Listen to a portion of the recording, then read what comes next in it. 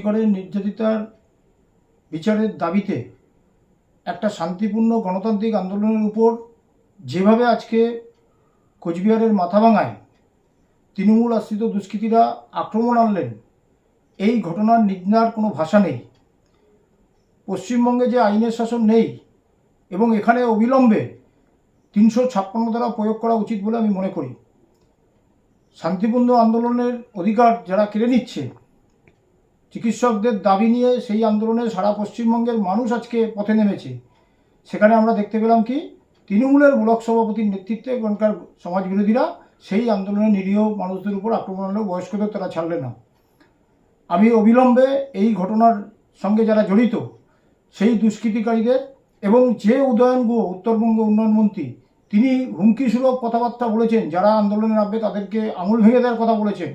এবং পশ্চিমবঙ্গের মুখ্যমন্ত্রী তিনি নিজে ছাত্র সংগঠনের মঞ্চে দাঁড়িয়ে কদিন আগে তিনি ফোঁস করবার কথা বলেছে, সেই ফোঁসের বহিঃপ্রকাশ আজকে আমরা দেখলাম।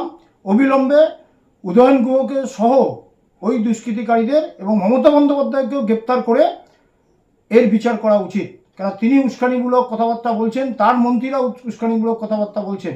না হলে কিন্তু আগামী দিনে পশ্চিমবঙ্গের পরিস্থিতি হবে খুবই ভয়াবহ। কেন্দ্রীয় সরকারের উচিত চুপ করে বসে না থেকে অবিলম্বে অ্যাকশন নেওয়া উচিত। ৩৫৬ ধারা প্রয়োগ করা উচিত। ৩৫৫ ধারা আগে করে ৩৫৬ ধারা প্রয়োগ করে এই বাংলাকে বাঁচানো উচিত বলে আমি প্রধানমন্ত্রী এবং স্বরাষ্ট্রমন্ত্রীর কাছে অনুরোধ করব।